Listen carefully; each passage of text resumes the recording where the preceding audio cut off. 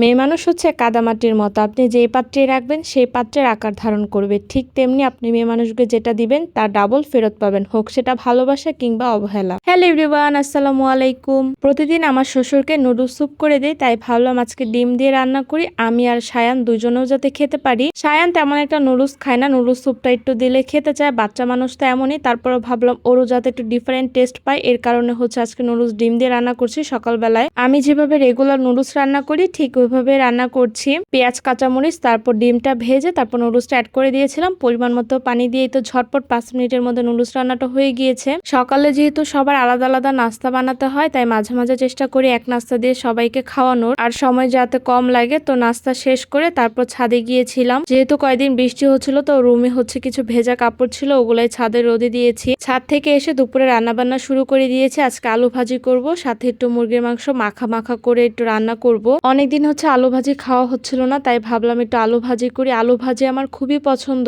যদিও আলু ভাজি ওইভাবে বেশি করে কুচি কুচি করে কাটতে পারি না, তারপরও চেষ্টা করি। আলু ভাজি হলে আমার আর কিছুই লাগে না। রুটির সাথে যেরকম আলু ভাজি পছন্দ, ঠিক তেমনি ভাতের সাথে আলু ভাজিটা খুব পছন্দ। এদিকে মাংসটা কষিয়ে তারপর আলু দিয়ে দিলাম। একটা সাজানো গোছানো সংসারের পেছনে সব থেকে বেশি অবদান থাকে মেয়ে মানুষের। মেয়ে মানুষ হচ্ছে কাদামাটির মতো, আপনি যেভাবেই তাকে গড়ে তুলবেন সে কিন্তু সেভাবেই গড়ে উঠবে। মেয়ে মানুষ ঘরে বসে বাইরে বসে ঠিকই কিন্তু টাকা আর্নিং করতে পারে, তাই মেয়ে মানুষকে কিন্তু অবহেলা একদমই করা যাবে না। যাই হোক, এদিকে হচ্ছে রান্না করার সময় তারপর হচ্ছে বৃষ্টি হচ্ছিল, তো বৃষ্টি দেখতে ভালোই লাগছিল। এখনকার ওয়েদারটা তো ঠিক এরকমই, একটু বৃষ্টি একটু রোদ। সকালে রোদ উঠে তারপর হচ্ছে আবার বৃষ্টি চলে আসে দুপুরের পরেই। দুপুরে রান্না বান্না তো শেষ করে ফেলেছিলাম, এখন হচ্ছে সন্ধ্যার নাস্তা বানাবো। তো আজকে ভাবলাম একটু স্যুপ রান্না করি। বিয়ের পর সব থেকে বড় টেনশন হচ্ছে প্রতিদিন কি নাস্তা বানাবো, কি রান্না করব। ম্যাগির ইনস্ট্যান্ট স্যুপের প্যাকেটটাই বাসায় ছিল, তাই ভাবলাম রান্না করে ফেলি। তো 2 কাপ পানি দিয়েছিলাম, সাথে যে স্যুপের প্যাকেটে যেটা থাকে ওই মশলাটা দিয়েছি। এখন ডিমটা ফেটে নিচ্ছি। দুনিয়ার সব থেকে সহজ নাস্তা হচ্ছে মনে হচ্ছে নুডলস আর স্যুপ, খুব ইজিলি আর কি বানানো যায়। ডিমটা ভালো করে ফেটে নিয়েছি, এখন স্যুপের সাথে ভালো করে মিক্স করে দিব।